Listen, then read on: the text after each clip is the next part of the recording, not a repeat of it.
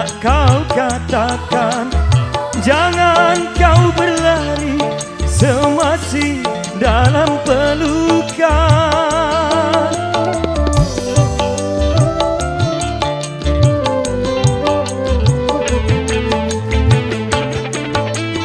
Aku dan anakmu kau anggap bagaikan sampah, hingga engkau tega melupakan segalanya.